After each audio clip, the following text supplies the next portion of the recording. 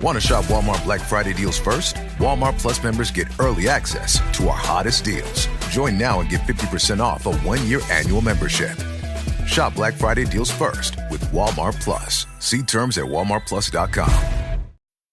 Move your career further, faster in just 2 days with a Harvard Professional and Executive Development Program. Advance your leadership skills, craft smarter business strategies, build your network, and transform how you work and think to keep your career moving forward. You'll earn a certificate and can add Harvard to your resume with Harvard Professional and Executive Development. Learn more at professional.dce.harvard.edu/Spotify.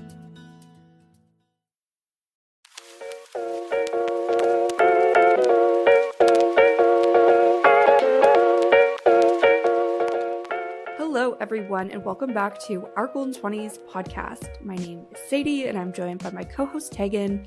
And today we have a good life chat for you guys. We are going to be talking all about how to handle major life decisions. I feel like anytime we talk about just navigating life in your 20s, you guys love those episodes. And I feel like your 20s is just a decade to be making lots of changes, trying lots of different things, and that often requires you having to make some tough decisions. So today's episode is going to be maybe a pat on the back to reassure you you're doing everything you can, maybe a warm hug if you need some comfort. But in any case, that's what we're going to chat through. Before we jump into it, we're going to kick off the episode as we do every week with a connection card. Yes, and we are still in the blue or purple, whichever color this is, category. And this week's question is, what are you ready to let go of? Yeah, these ones are deep. Mm-hmm. I know my answer, I think, but it's kind of cliche. But I'm ready to let go of shame. And I've talked a lot about this on the podcast in different contexts, different episodes.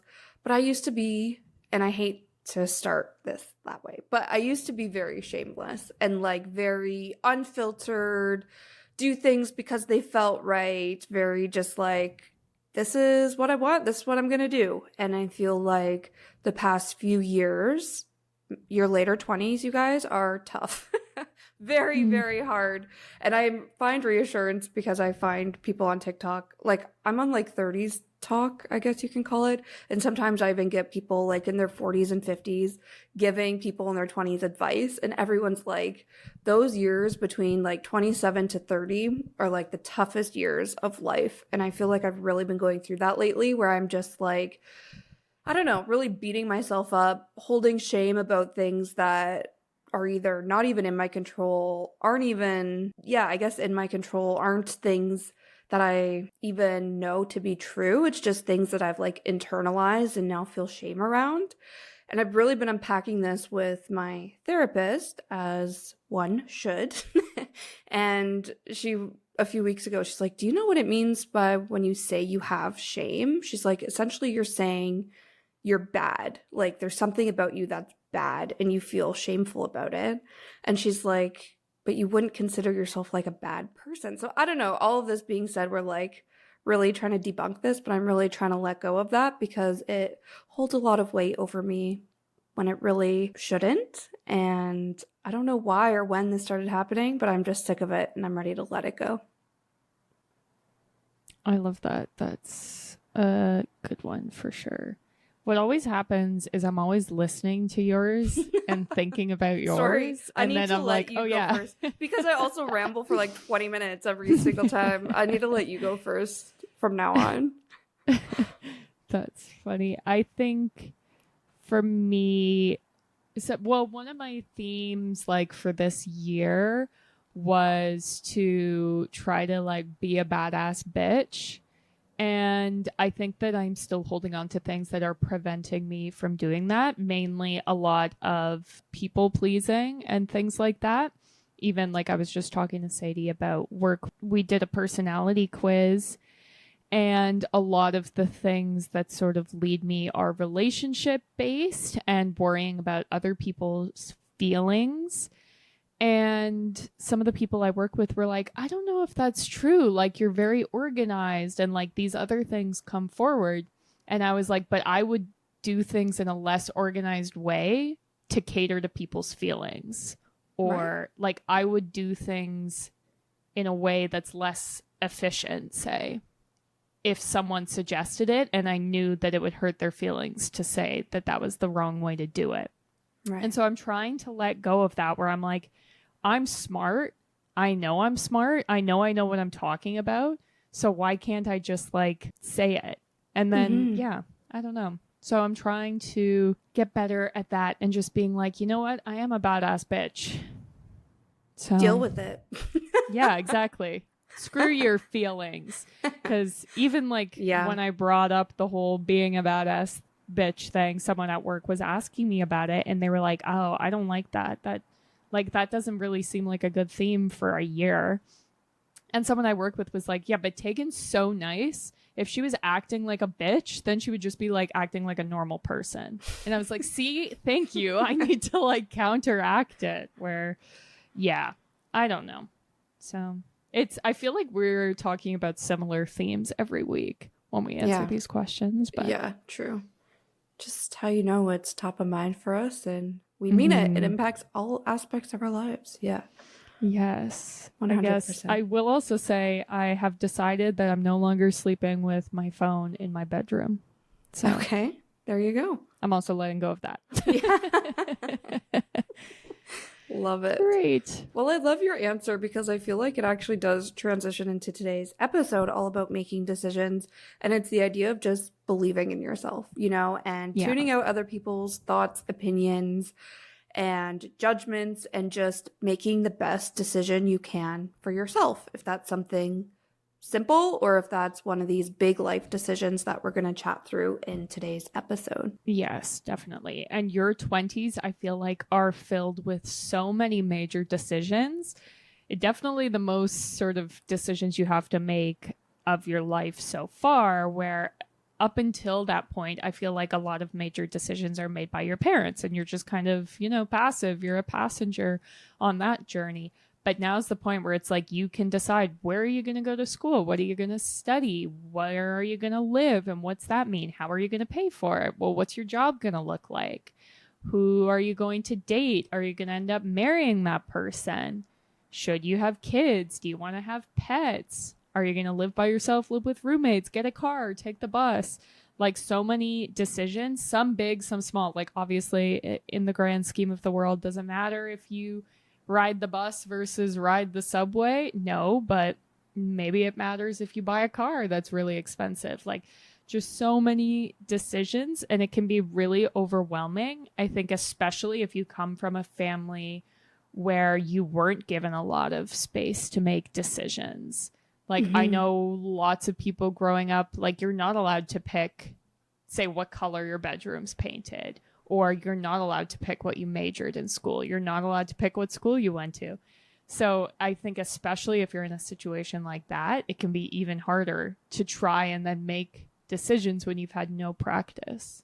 Yeah, I love that so much. And I love that you bring up how you're raised, because I feel like for me, I am very, very lucky where my parents always let me make my own decisions. And if I was ever unsure and we were chatting it out, the first thing they always asked me was, what does your gut say? Like, what do you feel like you should do? And I'll talk more about that later on in the episode, but that really is now how, well, first of all, that shaped my relationship with my parents, where in my early 20s, when I'm making decisions based off kind of little life experience. So like, this is my first career job, or like big girl corporate job is what I'm trying to say. And now I'm looking, to make a move. My parents were the first people I called to like talk about this with. And I feel like in my early 20s, again, little life experience, navigating things for the first time, I relied on my parents, but also mentors. So I had really strong relationships with some of my professors in college, and they acted as my career mentors when I first started my career. So I would lean on them and my parents for like every and any decision. If it was like, should I move into this apartment? Should I, accept this job? Should I do this? Should I do that? Like, every single decision I called my parents. And why I'm bringing this up is because now that I'm in my last year of my 20s, I make decisions very differently. And that's okay as well. Where, you know, I've gotten to a point in my career where my parents are like, honestly, we have no idea what the hell to tell you. Like, we don't know, you know, like your world anymore. We don't know how to navigate these huge ass corporate companies since both my parents are self-employed. So it's like, I still value their opinion. We still talk about things, but it's more in a way of like ranting and them supporting me than them telling me what I should do. And I feel like if that resonates for you or not, the whole gist here is how you make decisions changes throughout your 20s. I think this could also apply to, you talked about like who to date, who to marry, should you have kids? Some of my friends are married, some of them have kids, where it's like, that also changes how you make decisions. If, you know, in your early 20s, you're making decisions where you're the only person who's impacted by them, you can make those decisions independently. To then have to factor in a partner or kids, like that also totally changes things. And you just need to kind of navigate all of that. And so much can happen in one decade of your 20s. Yeah, definitely. I also wanted to, like, we're going to talk more, I think, later about like trusting your gut. Yeah. But yeah, I think the idea of just like your decision is affecting you. So as much as you like talk to other people and get other people's input, it does come down to you. And you're the one who's going to have to like live with it. So like your decisions for you. And I was thinking about like talking to my parents about stuff, and I think in one of the advice episodes where we had talked about like the best advice we've ever gotten given, my parents have given me great advice, but my mom also told me not to date Tyrell, who is, spoiler alert, my husband, because she was like, it'll ruin your friendship, don't do it. So obviously I decided to do it anyways. But it's just like sometimes like you just have to follow your gut, or your decisions are yours. So sometimes you just have to do what the people are saying not to do, as long as you're cool with living with the consequences. Yeah, 100%. I think the last thing I wanted to mention off the top before we break into the specifics is all around, okay, gals, you're making it sound scary and, you know, tough to make these decisions. So why do I have to do it? You know, and I feel like that's something I constantly think to myself when I'm faced with any type of adversity is like, I can very clearly see the easy route and I can very clearly see the difficult choice. Why would I choose the difficult choice? And I always have to remind myself, and I've talked about this in past episodes too, I'm obsessed with this idea of realizing your greatness, like really reaching your full potential. And this is something that I've been obsessed with probably my whole 20s. Like as soon as I moved out, I had this vision of my dream life, my ideal self, like this is my full potential. And now, you know, that really motivates me. But in order to reach that full potential, I sometimes need to I often need to challenge myself and shake things up, do things that aren't necessarily easy, but they're worth it. And they're, you know, maybe a leap of faith. You don't know how it'll pan out, but you just need to make that leap in order to reach that next version of yourself, unlock something in yourself to eventually reach your full potential. Yes, definitely. I think probably like anyone listening, if you think about where you are now, there was probably a point in the past where you were scared about it. Like you were scared to start your job or to move or whatever. And, you know, it worked out so far. So, but it is always scary taking that leap. It's definitely easier to just do nothing. Keep on sticking with what you're doing. Yeah. And I feel like there's, moments in my life where I didn't make a tough decision. And then I always kicked myself more so than when I did make the tough decision and then had to deal with the consequences, because I think that sense of unfulfillment, again, as someone who like is very motivated to like reach my full potential, feeling unfulfilled is worse than having to pivot. And I just refuse to let myself float through life feeling unfulfilled, you know? So I don't know, maybe that resonates with someone too. Perfect. Yeah, I think we can get down into the specifics of this episode. We're basically just going to talk about, if you're facing a major decision, the steps you can take to reach a decision. Because, you know, as we said, lots of these things come up, and sometimes you have a long time to think about it. Sometimes you have a short time to think about it. So hopefully there are lots of techniques where, like, no matter what kind of decision you're facing, you can get some takeaways that can help you. The first thing that came to mind for me was to just be like, it's okay, relax. This is especially like if you're like me and you're having a meltdown, it's the middle of the night and you're just like, I don't even know what I'm going to do. It's like, take a second, take a breath. It'll all be good. Remember that decisions aren't quote good or quote bad. They'll all just lead you on different life paths. Totally. And this is something I've dealt with a lot, especially somebody who is a perfectionist and has such a clear vision of who I want to be, where it's like, what's the right decision? And then if it's not the right decision, it's obviously the wrong decision. And like, I'm not going to make the wrong decision. Like, I don't do that. I only make the right decision. And that's a lot of pressure to put on yourself. But I think in the past few years, I've really been trying to change my narrative around that. And I think I've adopted a few mantras that have really helped me, but it's been through the life experience of making, good and in quote bad decisions. But I think one of them that I've shared on the podcast before is I didn't know then what I know now. And a way to kind of like reverse that into like present tense, because that's more so like looking back on a decision and being like, oh, maybe I shouldn't have made that decision, or that didn't work out the way I thought it would. I think in present tense, when you're trying to make a decision, a way to reword that mantra is, this is the best decision I can make based off the information I have right now.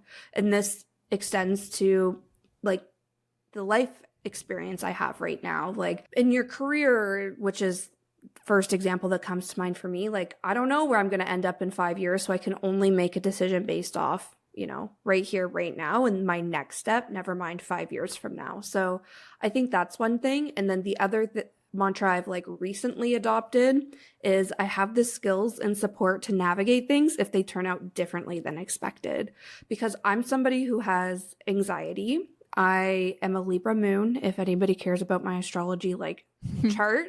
So I'm like the scales, constantly having to like weigh the pros and cons, anticipate every single thing that could happen, have a plan for how to address it for every single thing that happens. And then that all weighs into my decision making. And then next thing you know, I'm just like so exhausted, so drained, and I'm not even anywhere closer to making a decision. So taking that pressure off myself and just like to make the right or wrong decision, it's just reassuring myself, no matter what decision I make, if it turns out not working out how I thought, I can pivot. I can figure it out, because I've always been able to figure it out. This time's no different. Yeah, definitely. I think related to that too is to do your research. Like, don't just expect that you'll understand all the options and what they mean automatically. It's okay to be like, I don't even know what this option would look like. Take the time, do some research, like talk to people. Like, I'm thinking if you're trying to find a new job, you get a job offer, like look up that company, look them up on Instagram, look them up on Glassdoor, look them up on LinkedIn, reach out to people. Like, it's okay to do some research and try to get more information before making a major decision. Yeah, I love that so much. I think the next thing that I really do is journal. And a big part of that is also creating a million different types of lists. So I think this is where you can whip out your classic pro-con lists. And again, this applies to literally any decision I've made. I always start with a pro-con list, but then I journal so many other types of lists and thoughts and feelings. And oftentimes I really have to navigate, what am I thinking and feeling versus what is like a society pressure versus what are my friends and family thinking and feeling that I'm now internalizing. So I really journal that shit out like as much as I can. But I think when it comes to these really big major life decisions, the first thing I always ask myself after kind of doing a pro-con list is, what am I afraid of? And oftentimes it's failing, but then, you can kind of then take what are your fear of failing and like break it down even more in a journal entry. But also a lot of the time, knowing I'm a perfectionist, knowing I'm a control freak, I journal what is and isn't in my control about this decision. I think kind of going back to doing your research, I also love to do cost breakouts, budget things, like crunch numbers in a journal entry. Like an example of that is when my last roommate moved out and I was like, do I live on my own or do I find another roommate? Like I'm running the numbers in multiple scenarios. Every time I switch jobs, I'm like, what do I want for a salary? I'm running my monthly expenses. Like, yeah, crunching numbers just as much as I'm journaling about my thoughts and feelings.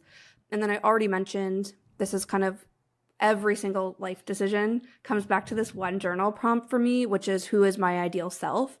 And really why I try to reconnect with this vision for myself is that so I have a guiding light, if you will, to make decisions that ladder up to becoming that version of myself and like, yeah, actualizing that version of myself. Yes, I completely agree. This is always like a key step in my decision-making process. Like when we were talking about buying a house, we wrote everything out together in a journal. And this works especially well, like if you're making a decision with other people, where instead of just like talking out loud and just, you know, who knows what's any of it means, if you're actually writing it out, like, okay, what does this all mean? And then you can go back and reference it. And so when we were deciding, like, did we want to buy, what kind of house it should be, how big should it be, all this stuff, we had it all written out. And then the same with the budget, so that, you know, you couldn't be swayed or confused by,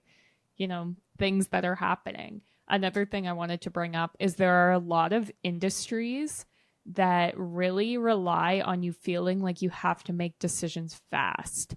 And so real estate is one of them. So is like the wedding industry.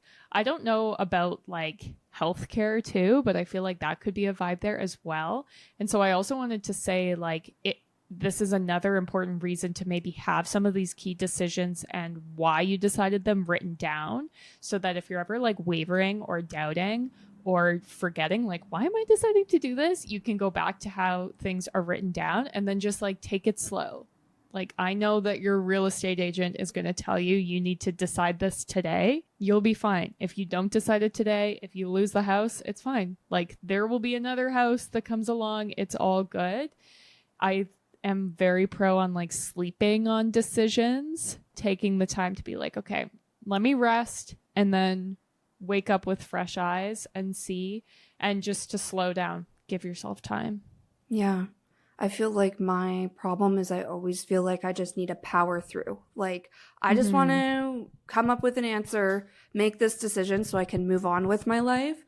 But I feel like that's when you make impulsive decisions, or potentially, not that there's wrong decisions like we were saying, but like the decision that has more consequences than the other. So I think, yeah, taking that time to really slow down is important. Not something I practice often, but I guess for the bigger decisions, I definitely slow down. Yeah. I think, sorry, while you were talking, it also made me think the other thing, people are like, Sadie, you don't need to rant about the pros of journaling, but I'm going to just add this one more thing where I also think, as somebody who processes things on my own, this is like a character flaw of mine where if it's a really big life decision, I actually don't want other people's opinions, because I'm like, if they say something where they don't get it, it's just going to piss me off. And then I'm just going to be like mad when I'm already stressed about this decision. Again, big character flaw. I should work on this. Hopefully, I feel like I maybe am working on it. But in any case, so I journal.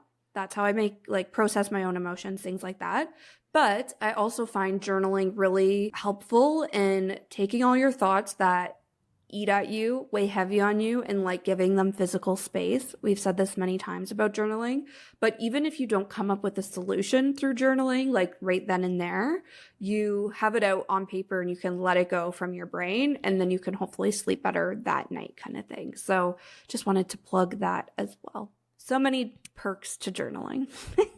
Yeah, even just like to get your ideas straight, even if you want to talk to someone else, to be like, I always bring my journal with me to therapy. Then I'm just like, I know, like, I'll get caught up like talking about one random thing. Like, these are the things I want to talk about, and here's how I want to approach it. Like, even that can help. I love it.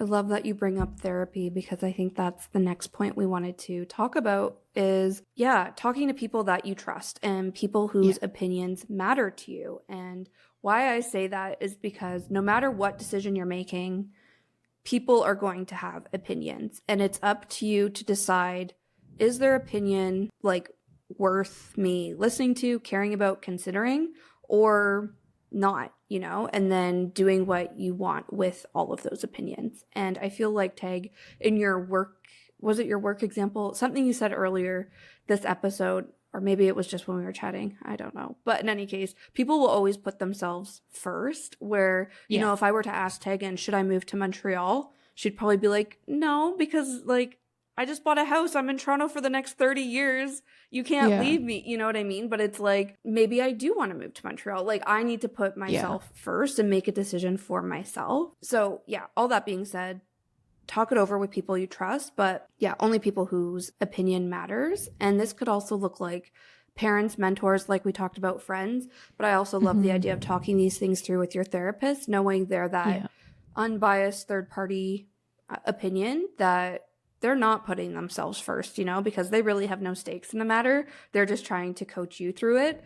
I will say on the therapist, like a good therapist should coach you to get to your own decisions, not tell you exactly what to do. My therapist has made that very clear to me many times. I'm not going to tell you what to do, but we can chat it out so you can come to that opinion or conclusion yourself. So something just to keep in mind if you are working with a therapist, but you're like, I don't know, something to be aware of, I guess. Want to shop Walmart Black Friday deals first? Walmart Plus members get early access to our hottest deals. Join now and get 50% off a 1-year annual membership. Shop Black Friday deals first with Walmart Plus. See terms at walmartplus.com. Move your career further, faster in just 2 days with a Harvard Professional and Executive Development Program. Advance your leadership skills, craft smarter business strategies, build your network, and transform how you work and think to keep your career moving forward. You'll earn a certificate and can add Harvard to your resume with Harvard Professional and Executive Development. Learn more at professional.dce.harvard.edu/Spotify. Yeah, definitely. I also find like in talking to your therapist about decisions, they like know you so well that they can sometimes be calling you out if you're like not making the decision for you. You know what I mean? Like if you're like, I think I'm going to do this, they'll be like, but why are you actually thinking that? So it's like, and they will tell you the truth from the outside perspective. So definitely something to keep in mind. But I love going to my therapist with like, I can't decide what I should do. Even just like little stuff. Like, I don't know how I should talk to my friend about this or like the big stuff with the house. And, I love it because they have so much context in your life, but they also like have no stake in it. Yeah. Like for you, if you were like, I want to move to Montreal, they wouldn't be like, no. Yeah, exactly. They'd be like, okay, let's talk about it. Right. Yeah. So there's definitely that element of it as well. I think if you're still stuck in a decision, another lens to look at it through could be thinking about your personal values and taking a look at the choices and figuring out which choice better aligns with your personal values. And this could mean like anything. It's kind of vague, but I feel like if you are someone who's done a lot of self-reflection and knows your values really well, you'll be like, oh yeah, this is obvious. Like I need to do this because that even like you talking about picking something that makes like is the step towards your ideal life. I feel like it's along the same thought process as that. Yeah, 100%. I think kind of similar to this is also identifying your table stakes or your non-negotiables. And I actually hear this a lot about apartment hunting or house hunting, but I feel like it applies to any area of your life and no matter what decision you're making. So what this refers to is listing out, again, I love a list, but listing out things that you won't budge on and that they're your non-negotiables, they have to happen or it has to be a certain way, and using that as your guiding light, similar to the values you were just talking about, Tag. So I think a personal example again in my career is when I left, so 2 companies ago, I really didn't want to leave, but I got a really great opportunity and I was like, do I do this? Do I not? And I was driving myself crazy about it. However, I had very clear next steps I wanted from my career. I wanted a manager title. I wanted to be managing a team, and I wanted to make X amount of dollars. And when the company I was at countered, they couldn't give me a manager title.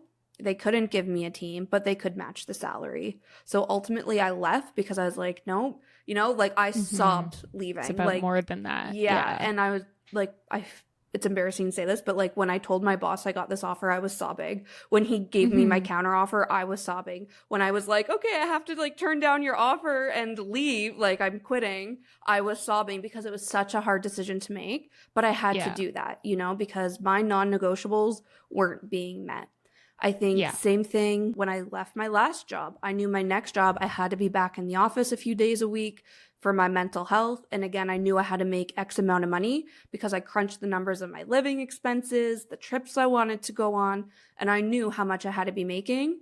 And then that's what guided me for, the role I ended up accepting in the summer. I think it can be the same for apartment hunting, house hunting, even relationships, you know, listing out who your ideal partner is. What are the non-negotiables in like their personality and in their values? Could also be in the city that you choose to live in. Like for me, I don't drive, so I need to be able to walk, or it needs to have a great transit system.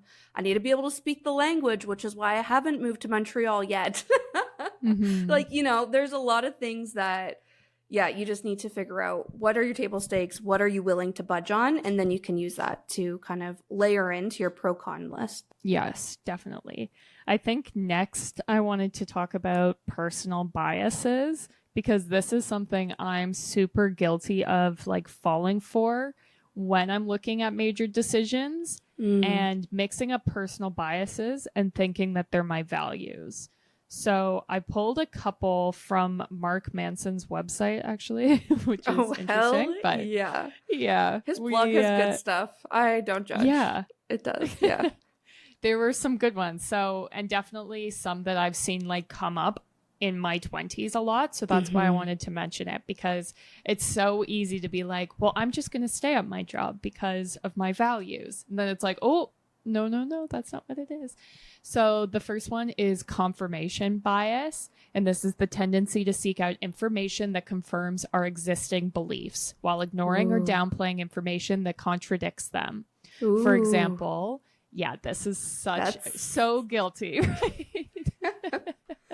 I love this. Yeah.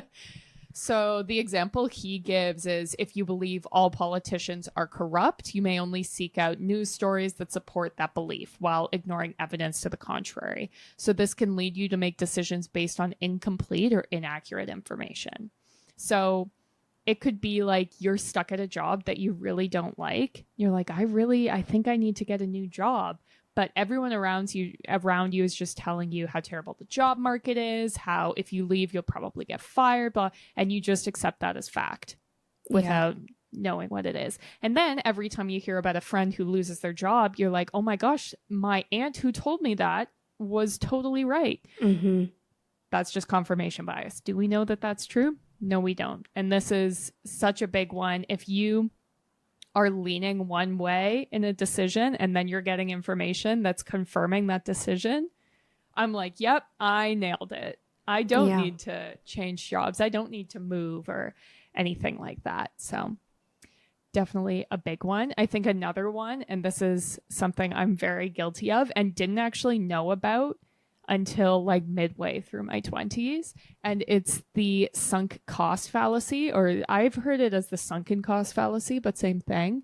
Okay. And this is the tendency to continue investing time, money, or other resources into something, even if it's not working out, simply because you've already invested so much.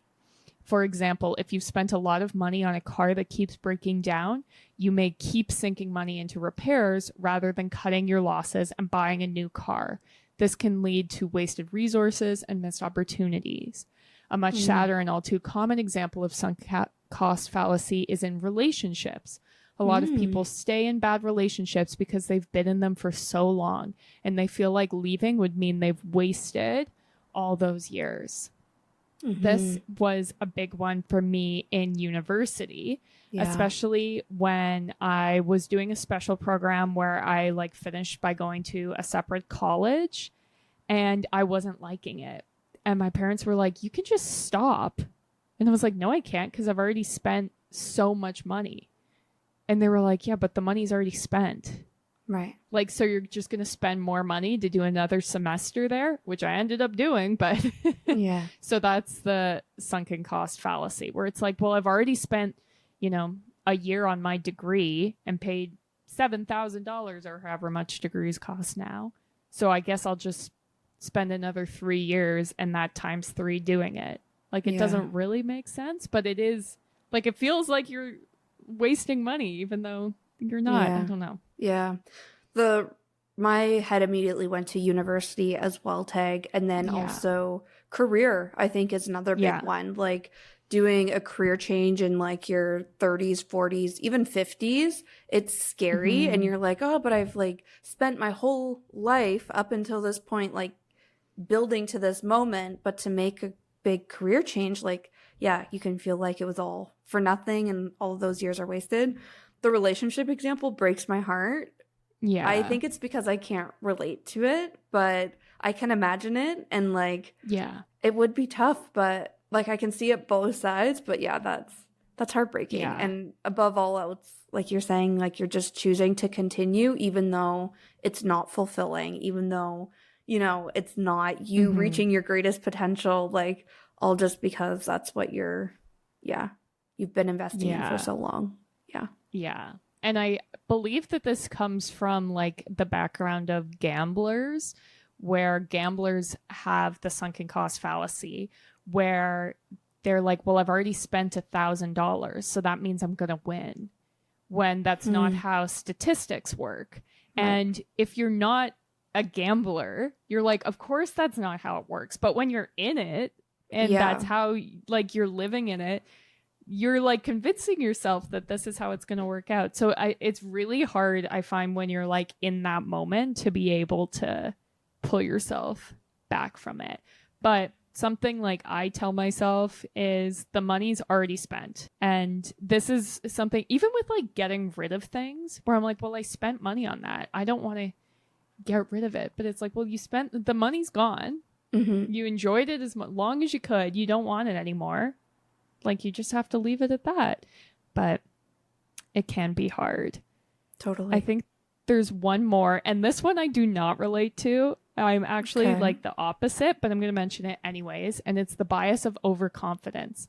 This is the tendency to overestimate our own abilities and underestimate the complexity of a situation. For example, if you're confident that you can fix a leaky pipe in your house, you may not realize that the problem is more complicated than you initially thought. This can lead to mistakes, wasted time and money, and potentially dangerous situations. So I could see this, and actually for a lot of my men in my life, who I, like I said, am the opposite. I'm thinking about like applying to jobs, and all the men in my life are like, oh yeah, I just apply to things. Like sometimes I even lie because we'll figure it out, right? And I'm like, ooh, but if it doesn't work out, that's very bad. Where I'm the opposite, where I'm like, if I don't have every single qualification, I'm not applying, or like talk myself out of it. So this one doesn't really apply to me, but I could see how it does. Or if you're just like, it'll all work out for me. I'll make it work. Put it on the credit card. We'll solve it later. Then it's like, oh, I don't know about that. Yeah, I don't know. I feel like I maybe relate to that in some ways, but I can't think of any big life decisions where I relate to that one. I feel like it's a lot of the small stuff. Like the first thing that comes to mind for me is like building IKEA furniture or any type of assembling things. I'm like, I can do this. And then I start and I'm just like, no, I fucking cannot do this. And then I just get frustrated and mad. And then it just sits half assembled until like my parents come to visit and help me. That's the only thing that's like coming to mind for me. But yeah, interesting. Even just like biting off more than you can chew, I feel like would fall into this. Where it's like, I'll just, say yes and we'll figure it out. And it's like, well, no. Yeah, Don't do that. 100%. Yeah, I really love these because I feel like these are, you can almost like view these as limiting beliefs or like ways you're holding yourself back without even realizing it. Or maybe if you do realize it, it's very hard to change that like inner narrative and inner dialogue to not be pointing out, you know, the confirmation bias or like not analyzing things through that sunk cost fallacy or however you say that word. Like, yeah, so interesting. I feel this just, really gets to the deep like level of how you're processing and thinking about things. Yes, exactly. Man, no, is that his name? Yeah, Mark Manson strikes again. It's been a while. I don't even know who that is. Oh, I recognized his name. Yeah, but The Subtle Art of Not Giving a Fuck. Okay, that what I thought. Okay, yeah. Okay. And now I think he has like 2 or 3 other books. I think he has a podcast. Oh, okay. Like, Very cool. Yeah. Yeah, I haven't read that one, but I actually have a friend who just recommended it to me because she was like, I hate self-help books. That's the only one I've ever liked. Okay. And so I recognized his name. And then yeah, I might have it if you want to borrow it. Ooh, yeah. I need to check. Definitely. I definitely have read it and I liked it, but I feel like you've read quite a few self-help books, so I don't know if you'll find it. It's one of those, like, it all kind of is the same. Yeah, you know? It's the same idea. And I also feel like you won't relate to him because I feel he's like he's very like logical and stuff, but I feel he's just a different personality from you. So it'd be interesting for you to read. Yeah. That is interesting. Yeah, well, even like the fact he's bringing up the bias of overconfidence, I was like, nope, this does not apply to me. But then I was thinking about like the men in my life, and I'm like, oh yeah, they get themselves into situations like that, like exactly with the fixing a leaky pipe. Like so many men who are like, yeah, I could do that. I'm like, what? Yeah. What made you think that? That's funny. Yeah, very interesting. Yeah. Awesome. Well, we can wrap it up with something we've already mentioned, which is trusting your gut. And I was going to say if all else fails, but honestly, this is the first thing I actually look for is, do I have a feeling literally in my tummy that's saying like yes or no? Or, you know, is my body reacting when I'm doing something? Like your body and mind tell you things in so many different ways, and it's just up for you to interpret it. And I feel, going back to kind of what I was saying about my parents, like I feel extremely fortunate where my parents raised me to follow my gut and they encouraged me to make decisions based off of that. And I think because that's been how I make decisions my whole life since I was a kid, I now have a very strong sense of intuition, and I feel confident and empowered to make decisions as an adult now. But even if that's not the case for you, I don't know if I've gone on this rant on the podcast before or not, but it's definitely a rant I've gone on many times in my life. And that is the idea that intuition is actually something that can be like practiced. And the more it gets practiced, the stronger your sense of intuition is, and like the better you are with your intuition. And why I say that is because, again, I feel like I have a really strong sense of intuition, but it's because my whole life I've been leaning into it. I've been trying to tune in. What is my gut saying? Following it. And I feel for people who it doesn't feel, or they don't feel their intuition. They don't have any sense of what they should do, what they shouldn't do. They weren't raised, you know, being asked, what does your gut say? They're just like, I'm not intuitive. Like, I don't know. Somebody just needs to tell me. Where it's like, no, you need to start paying attention to how you feel, how your body's reacting, and collecting that information, because over time you can build intuition. And I think something that's mistaken with intuition a lot is making the right decision again, where it's like, if you're intuitive, you always make the right decision. However, I also don't think that's true, where I think even if you make a bad decision or the wrong decision in quotes, you're still collecting information to make a better decision next time. And that's strengthening your intuition to guide you better next time as well. So all this being said, really focus, lean into, you know, your own thoughts, feelings, and try to block everything else out, because at the end of the day, like we said many, many times, your opinion is truly the only one that matters. You're the one that needs to deal with the pros and cons, the benefits and, you know, the cons of the decision that you make, or consequences, I guess, of the decision you make. So yeah, at the end of the day, you're all that really matters. Yeah, love it. I feel like that's a perfect place to end it. So hopefully if you're listening and you're trying to make a decision, we've given you some tools to sort of like sift through your feelings. I feel like it's always good to maybe start with your gut, run through the list of everything we talked about, and then check in with your gut at the end, see if you're feeling the same, where you landed. And a lot of this, I think, is just related to like self-awareness as well. And that's always hard, but so important. Anyways, I will say that we are on social media. So if you liked what you heard, you can follow us there. We're at our Golden 20s on almost all the platforms. You can also follow and subscribe to us on whatever platform you're listening to us right now. And feel free to give us a rating if you like, because that really, really helps our show. We also have a Patreon page, which is the best way to show your support for the podcast for as little as $2 a month.